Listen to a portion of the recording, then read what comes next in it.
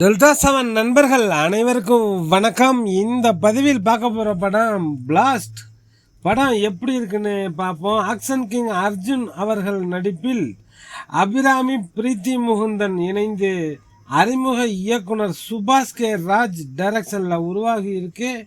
28/5/2026 தியேட்டரில் வெளியான தமிழ் படம். இந்த படத்தோட கதையை பற்றி பார்த்தோம்னா, கராத்தே மாஸ்டராக இருக்கார் ஆக்ஷன் கிங் அர்ஜுன். அவரோட மனைவி அபிராமி.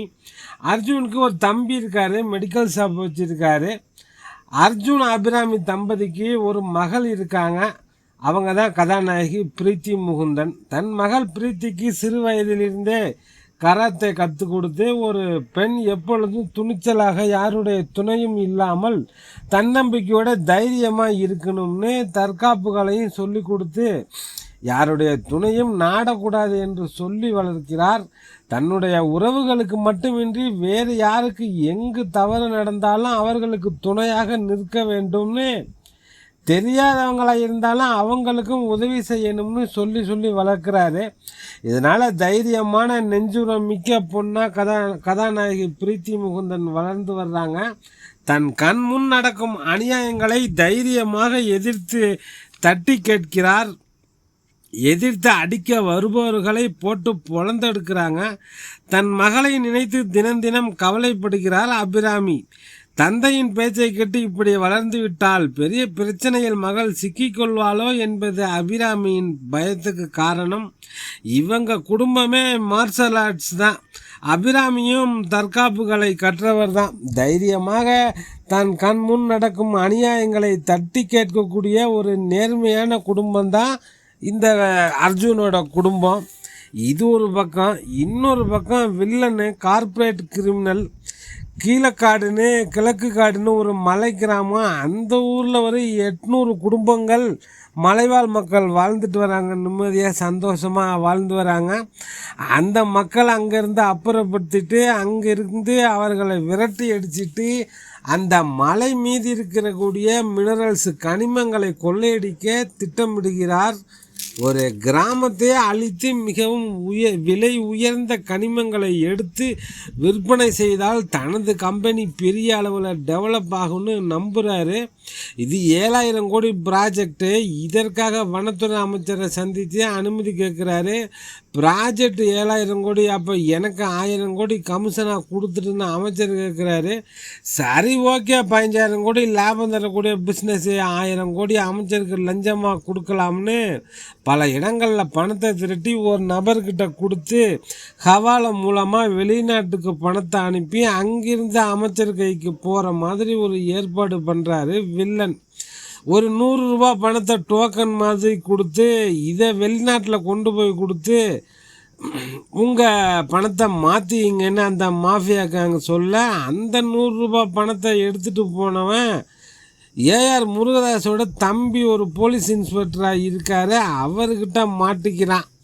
கார்ப்பரேட் முதலாளி 1000 கோடி மாற்றினதுக்கு ஒருத்தனை அனுப்பி வச்சோமே 100 ரூபா பணத்தை டோக்கனாக கொடுத்து போனவன் விவரமே தெரியல. என்னாச்சுன்னு விசாரிக்க போலீஸ் இன்ஸ்பெக்டர் பிடியில் இருக்கான்னு சொல்ல, உண்மை எதுவும் உளறிட போகிறான் போலீஸ்கிட்ட இருந்து. அவனை முதல்ல தூக்குங்கன்னு சொல்ல ஒரு கும்பலே அட்டாக் பண்ண, சாதாரண கேஸில் எதுக்கு இத்தனை பேர் வர்றாங்கன்னு அவர் சந்தேகப்பட்டு துப்பாக்கி எடுத்து சுடுறாரு ஒருத்தன் காலில்.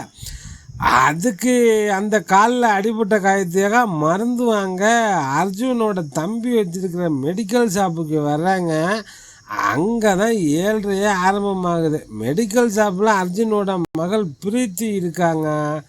அவங்கக்கிட்ட கத்தியை காமிச்சு இது மாதிரி மருந்து கேட்க, பிரீத்தியும் போனால் போது மருந்து தானே கொடுப்போம்னு கொடுக்குறாங்க. அப்போ அவன் பிரீத்தி கழுத்தில் இருக்கிற செயினை பறிக்க அவனை போட்டு வெளுன்னு வெளுத்தெடுக்கிறாங்க. மருந்து வாங்க போனவனை காணுமேனு ஒரு 6 பேர் தேடி வர்றாங்க.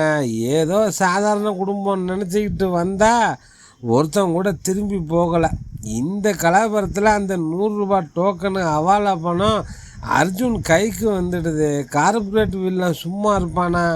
1000 கோடி பணம், பல 1000 கோடி லாபம் எல்லாம் இப்போ அர்ஜுன் குடும்பத்தில் போய் சிக்கி நிற்கிது. இறுதியில் யார் ஜெயித்தார்கள் என்பதே மீதி கதை. அர்ஜுன் குடும்பம்தான் படத்தோட மையம். அந்த குடும்பத்தை சுற்றி தான் கதை நகர்கிறது. ஒரு வித்தியாசமான திரைக்கதை தான்.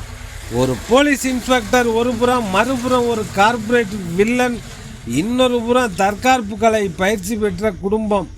3 பேரும் யார் யாருக்கு வில்லன்னு தெரியாமல் மோதிக்கிறாங்க. அதுதான் இந்த படத்தோட சுவாரஸ்யமே. தன் வயதுக்கு ஏற்ற கதாபாத்திரத்தை தேர்வு செஞ்சு நடிச்சிருக்காரு அர்ஜுன். அவரை தவிர இந்த கேரக்டரை வேறு யாராலையும் இவ்வளவு பிரமாதமாக பண்ணவே முடியாது. அந்தளவுக்கு கடுமையாக உழைச்சிருக்காரு அர்ஜுன். ஆக்ஷன் கிங்காக தமிழ் சினிமாவில் பல ஆண்டு காலம் வலம் வருபவர்னா சும்மாவா?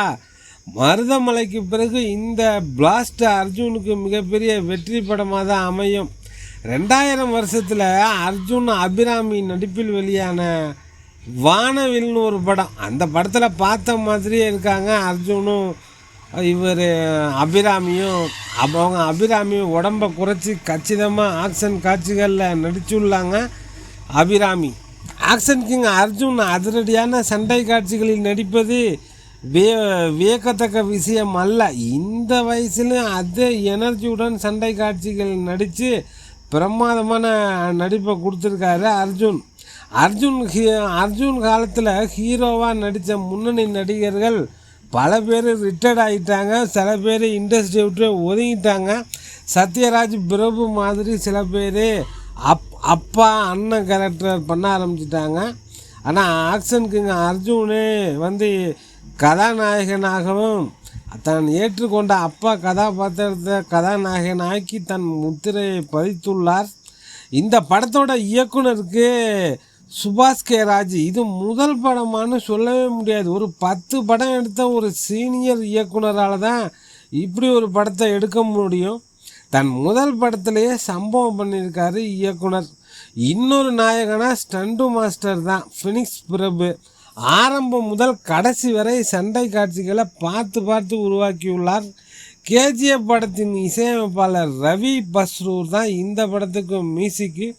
பிரமாதமான பின்னணி இசை. ஜான் கொக்கேன் தான் வில்லன் என்று காட்டப்பட்டாலும் அர்ஜுன் சிதம்பரம், பவன் அவரது அடியாட்கள் தான் படம் முழுக்க வலம் வருகிறார்கள். பிரீத்தி முகுந்தன் தனது கதாபாத்திரத்துக்கு ரொம்பவே மெனக்கட்டு சிரமப்பட்டு நடித்துள்ளார். மொத்தமாக சர்ப்ரைஸ் ஆக்கியது என்றால் அது அபிராமி பிரீத்தி முகுந்தனின் ஆக்ஷன் காட்சிகள் தான். பிரீத்தி முகுந்தன் காருக்குள் வைத்து ஒரு ஆக்ஷன் சீக்வன்ஸ்லாம் அந்த காலம்தான். தரமான திரைக்கதை. நீண்ட நாட்களுக்கு பிறகு வெளிவந்துள்ள ஒரு பக்கா ஆக்ஷன் மூவி தான். அர்ஜுனுக்கு நிகராக பிரீத்தி முகுந்தன் ஆக்ஷன் காட்சிகளில் மிரட்டியுள்ளார். படத்தின் தலைப்பு போலவே ஆரம்பத்திலிருந்து படம் முழுவதும் சண்டை காட்சிகள் எல்லாமே பிளாஸ்ட் தான். ஒவ்வொரு சண்டை காட்சிகளையும் நேர்த்தியாகவும் விறுவிறுப்பாகவும் படமாக்கியுள்ளார்கள். திருஷ்யம் மாதிரி ஒரு கிரைம் ஆக்ஷன் த்ரில்லர் மூவி தான். திருஷ்யம், கேஜிஎஃப் 2 படத்தையும் ஒரே படமாக கலந்து ஒரே கதையாக்கினா எப்படி இருக்கும்? அதுதான் பிளாஸ்ட். பார்க்கணுன்னு நினைக்கிறவங்க பாருங்கள். நம்ம ஊர் தேட்டரில் ரிலீஸ் ஆகிருக்கே ஒரு ஆக்ஷன் த்ரில்லர் மூவி தான். டெல்டா 7 நண்பர்களுக்கு நன்றிகள் பல.